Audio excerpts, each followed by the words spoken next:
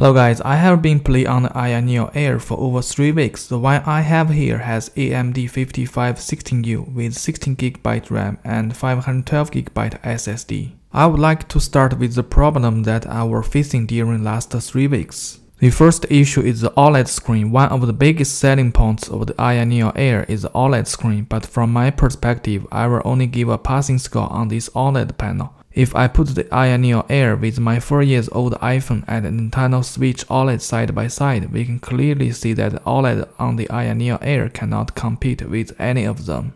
I am now trying to blame Neo to put a low standard OLED panel on this Neo Air. This OLED panel might be the only available panel on the market that can be used for Windows handheld. But with the price of the Neo Air, I think it deserves a better OLED screen.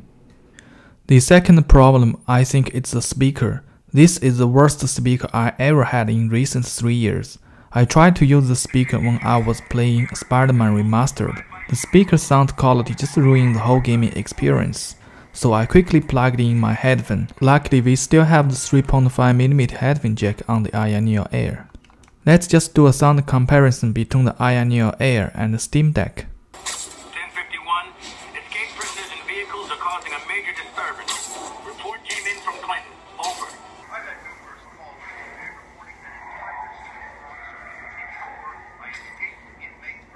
The Steam Deck speaker just killed the Neo Air.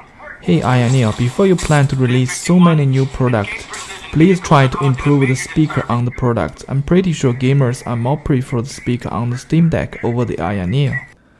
The third problem is the haptic feedbacks. The vibrator on this small device is just overkill. Even though I changed the vibrator intensity to the minimal, it is still shaking the whole device while I am gaming. It does not provide a good and accurate gaming feedback, but make uncomfortable control experience. I hope they can adjust this through software in the future.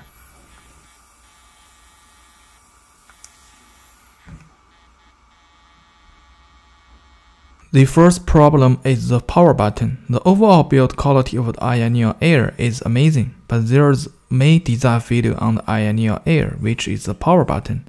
When you try to reach the power button from the back side of the device, it will almost cut your finger. The power button edge is just too rough. If they are trying to build a high standard and quality device, this should not be appeared on device at this price point. I think the power button needs to be seated a little bit lower, or it should have a rounded edge instead of sharp edge. The final issue is the battery life. I put the battery life as the last complaint because the Neo Air is just so compact and small. It is impractical if we ask for a huge battery inside of such small body. But as a gamer, I always expect more from the manufacturer. Thanks for watching guys, have a good day.